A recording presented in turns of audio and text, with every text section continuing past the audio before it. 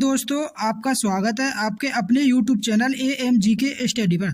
दोस्तों, आप सभी को पता होगा कि आरआरबी ग्रुप डी की वैकेंसी आई हुई है। आरआरबी ग्रुप डी की वैकेंसी आई हुई है और इसमें क्वालिफिकेशन 10th पास मांगी गई, केवल 10th पास। जिस भी भाई ने 10th पास की होगी वो इस फार्म को भर सकेगा, ठीक है ना। और दोस्तों, इसका जो सिलेबस है इसमें 30 नंबर की रीजनिंग आती है, 25 नंबर की मैथ आती है और 25 नंबर की साइंस आती है और इसमें 20 नंबर की जीके और जीएस आवे, ठीक है। तो इसमें सबसे ज़्यादा जो फोकस करना हो हमें साइंस पे करना हो, जो 25 नंबर की साइंस आवे, ठीक है। फोकस तो सभी पे करना है, मैथ भी पढ़नी है, रीजनिंग भी पढ़नी है, लेकिन हमें साइंस, क्योंकि मेरिट जो बनावे साइंस बनावे हमारी, ठीक है। साइंस के बेस मतलब कि साइंस के 25 क्वेश्चन में से आप 20-22 क्वेश्चन भी कर देंगे ना तो आपका सलेक्शन पक्का हो जाएगा। 20 या 22 क्वेश्चन भी कर देंगे, लेकिन हम 25 में से 25 की कोशिश करेंगे, ठीक है। अब हम 25 में से 25 कैसे करेंगे, तो हमें 9th क्लास और 10th क्लास की NCERT की जो साइंस है वो कंप्लीट करनी पड़ेगी, मतलब अच्छी तरीक़ा से पढ़नी पड़ेगी, वो तभी हमारे 25 में से 25 आएंगे, ठीक है। और पढ़ेंगे कैसे हम, देखो सबसे पहले हम 9th क्लास की NCERT पढ़ना स्टार्ट करेंगे, जिसमें टोटल 15 चैप्टर हैं। कितने चैप्टर हैं? 15 चैप्टर। और 15 के चैप्टर ने हम आराम से मतलब धीरे धीरे से कंप्लीट कर लेंगे। देखो, पहला चैप्टर है हमारा हमारे आसपास के पदार्थ, ठीक है, इसे पढ़ेंगे। दूसरे चैप्टर में पढ़ेंगे हम हमारे आसपास के पदार्थ के शुद्ध, मतलब जो शुद्ध हैं उनके बारे में पढ़ेंगे। अशुद्ध पदार्थ कौन सा शुद्ध, मतलब ऐसे पढ़ेंगे हम। और जो तीसरा चैप्टर है हमारा परमाणु एवं अणु के बारे में पढ़ेंगे हम तीसरे चैप्टर में। और चौथे चैप्टर में पढ़ेंगे हम परमाणु की संरचना के बारे में पढ़ेंगे। और 5वें चैप्टर में पढ़ेंगे हम जीवन की मौलिक इकाई के बारे में, जीवन की मौलिक इकाई के बारे में। और छठे चैप्टर में हम ऊतक के बारे में पढ़ेंगे। और 7वें चैप्टर में पढ़ेंगे हम जीवों में विविधता के बारे में। और 8वें चैप्टर में पढ़ेंगे हम गति के बारे में। 9वां चैप्टर है हमारा बल तथा गति के नियम। और 10वां चैप्टर है हमारा गुरुत्वाकर्षण के नियम के बारे में पढ़ेंगे, मतलब गुरुत्वाकर्षण के बारे में पढ़ेंगे। और 11वें चैप्टर में हम कार्य तथा ऊर्जा के बारे में, कार्य तथा ऊर्जा के बारे में पढ़ेंगे, ठीक है। इसमें टोटल 15 चैप्टर हैं, 15 के 15 ने हम कंप्लीट करेंगे। और 13वां चैप्टर है हमारा हम बीमार क्यों होते, मतलब बीमारी के बारे में पढ़ेंगे, ठीक है, किससे कौन सी बीमारी है वे। 12वां चैप्टर हमारा ध्वनि है, ठीक है। और 15वें चैप्टर में पढ़ेंगे हम प्राकृतिक संपदा के बारे में। और 16वें चैप्टर में हम खाद्य संसाधनों में सुधार के बारे में पढ़ेंगे, ठीक है। ये 9th क्लास की NCERT की पूरे मतलब चैप्टर हैं, 15 चैप्टर, इन्हें हम कंप्लीट पढ़ेंगे। दोस्तों, वीडियो शुरू से लेकर लास्ट तक देखनी है, मतलब बीच में तो स्किप ना करनी, ठीक है। मतलब छोटी छोटी वीडियो में हम पूरे कंप्लीट कर लेंगे, मतलब 2-3 महीना में 9th और 10th दोनों ने हम कंप्लीट कर लेंगे, 9th और 10th क्लास की जो NCERT है, ठीक है। देखो, आज का जो फर्स्ट चैप्टर है वो है हमारा, देखो ये वाला, देखो आज का फर्स्ट चैप्टर है हमारा हमारे आसपास के पदार्थ, हमारे आसपास के पदार्थ। इंग्लिश में जिसे बोले हम मैटर इज आवर सराउंडिंग, ठीक है, मैटर इज आवर सराउंडिंग। ये जो फर्स्ट चैप्टर है हमारा, इसमें हम पदार्थ के बारे में पढ़ेंगे, मतलब हमारे आसपास के पदार्थ।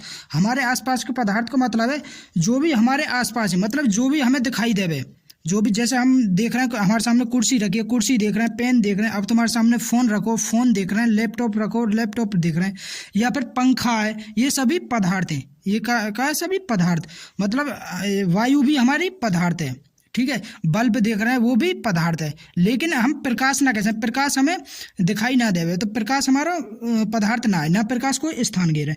इसके बारे में आगे पढ़ेंगे अभी, ठीक है। तो प्रकाश हमारा पदार्थ ना, लेकिन वायु हमारा पदार्थ है, ठीक है। वायु हमारा पदार्थ मतलब जो जिसे हम छू सकें, वो जो स्थान घेर रही है, जिसे हम देख सकें, वो सभी क्या पदार्थ है, ठीक है। देखो जैसे हमारे अपने चारों ओर नज़र दौड़ाने पर हमें, देखो थोड़ा सा जूम कर लें हम,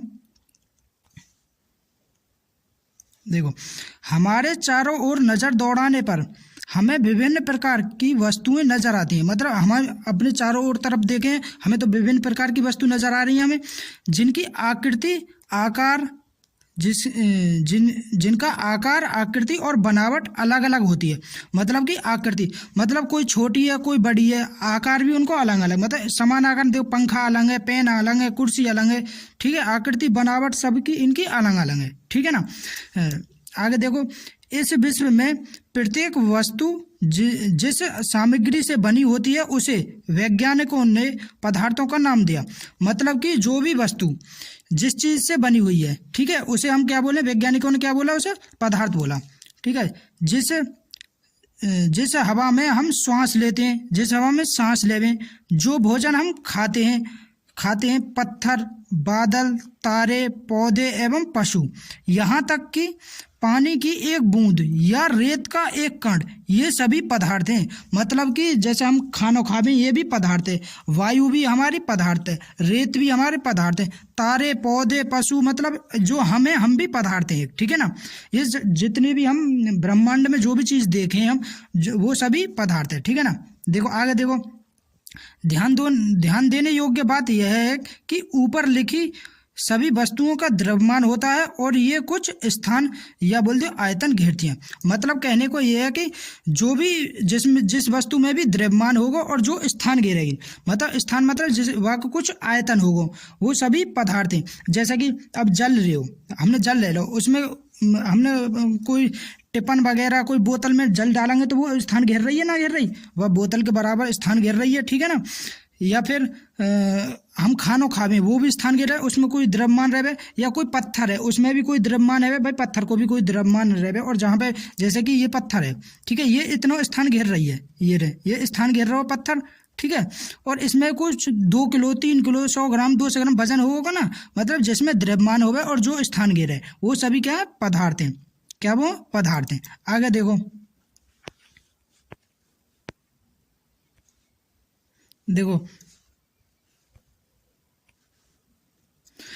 प्राचीन काल से ही मनुष्य अपने आसपास को समझने का प्रयास करता रहा है। मतलब प्राचीन काल से ही मनुष्य जो अपने आसपास की जो चीज़ है उनके बारे में मतलब ज्ञान लेने की, मतलब जिज्ञासा समझने की कोशिश करता रहा है। ठीक है ना, भारत के प्राचीन दार्शनिकों ने पदार्थ को 5 मूल तत्वों में वर्गीकृत किया। मतलब भारत के जो वैज्ञानिक है पहले, उन्होंने जो पदार्थ है उसे 5 मूल तत्वों में वर्गीकृत किया। वो 5 मूल तत्व कौन कौन से, देखो, एक तो वायु है, पृथ्वी है, अग्नि, जल और आकाश। ये जो 5 मूल तत्व हैं, भारत के वैज्ञानिकों ने, मतलब शुरू में जो भारत के दार्शनिक है, उन्होंने पदार्थ को इन 5 मूल तत्वों में वर्गीकृत किया। एक तो वायु, पृथ्वी, अग्नि, जल, आकाश। मतलब कि कोई भी पदार्थ है, वायु, पृथ्वी, अग्नि, जल और आकाश, इनसे मिलकर बना हुआ। ठीक है ना, उनके अनुसार इन्हीं 5 तत्वों से सभी वस्तुएं बनी हैं। मतलब कि इन्हीं जो 5 तत्व हैं, इन्हीं से मिलकर जितनी भी वस्तुएं सभी बनी हुई हैं, चाहे वो सजीव हो या फिर निर्जीव। मैंने आपसे बोला था, वो चाहे वो सजीव, मतलब कि जैसे हम भी तो सजीव ही हैं, हम भी किसी पदार्थ से बने हुए हैं, निर्जीव जैसे पौधे तो सजीव हैं, कुर्सी, पत्थर, ये सब निर्जीव हैं। ठीक है, तो ये भी किसी ना किसी पदार्थ से मिलकर बने हैं। ठीक है, मतलब किसी न किसी से बने हुए। उस समय यूनानी दार्शनिक ने भी पदार्थों की इसी प्रकार का वर्गीकृत किया। मतलब ऐसा ना है कि हमारे भारत के जो दार्शनिक हैं उन्होंने ही बताया कि ये जो पदार्थ है इन 5 तत्वों से मिलकर बना है, ऐसा कुछ ना, क्योंकि यूनान के जो दार्शनिक है उन्होंने भी यही बताया कि पदार्थ है ना, ये 5 मूल तत्वों से मिलकर बना है। ठीक है, वायु, पृथ्वी, अग्नि, जल और आकाश, इन्हीं 5 मूल तत्वों से मिलकर बना है। ठीक है, तो मतलब विदेशों ने भी बताया, विदेश में जो लोग रहे उन्होंने भी यही बताया कि ये जो 5 तत्वों से मिलकर कोई भी पदार्थ बना हुआ है। ठीक है, ये तो कहने का मतलब ये है। ठीक है, नेक्स्ट आगे देखो, आधुनिक वैज्ञानिकों ने पदार्थ को भौतिक गुणधर्म एवं रासायनिक प्रकृति के आधार पर 2 प्रकार से वर्गीकृत किया। मतलब जो आधुनिक, मतलब जो पहले वैज्ञानिक है, उन्होंने पदार्थ को 2 भागों में विभाजित किया। एक तो भौतिक गुणधर्म, मतलब गुणधर्म के आधार पर 2 भागों में, भौतिक और रासायनिक। ठीक है, भौतिक और रासायनिक। नेक्स्ट देखो, वर्गीकृत किया। इस अध्याय में हम भौतिक गुणधर्म के आधार पर पदार्थ के बारे में ज्ञान अर्जित करेंगे। मतलब कि ये जो फर्स्ट चैप्टर है, इसमें हम पदार्थ के भौतिक गुणधर्म के आधार पर पढ़ेंगे और अगले दूसरे चैप्टर में हम रासायनिक गुणधर्म के आधार पे पढ़ेंगे। ठीक है ना, देखो नेक्स्ट देखो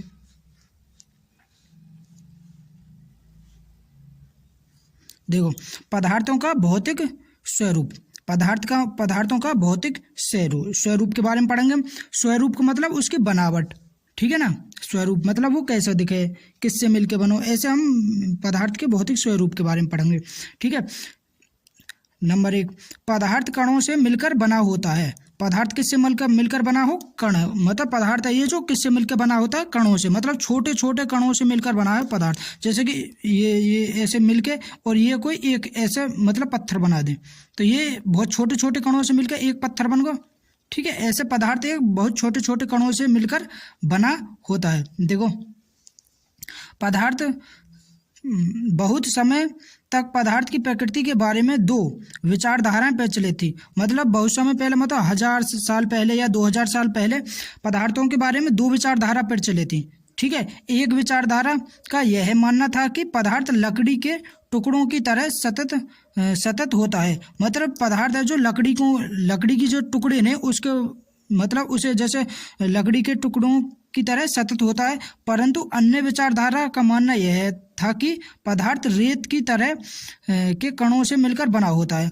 मतलब कि दो विचारधाराएं, एक विचारधारा है कि जो पदार्थ के जो मतलब पदार्थ है जो लकड़ी के कणों की तरह सतत होता है, मतलब जैसे ये लकड़ी है, ठीक है, ऐसे सतत होगा। लेकिन दूसरी जो विचारधारा है वो ही कि पदार्थ इतना छोटे छोटे कणों से मतलब रेत की तरह बना हुआ है।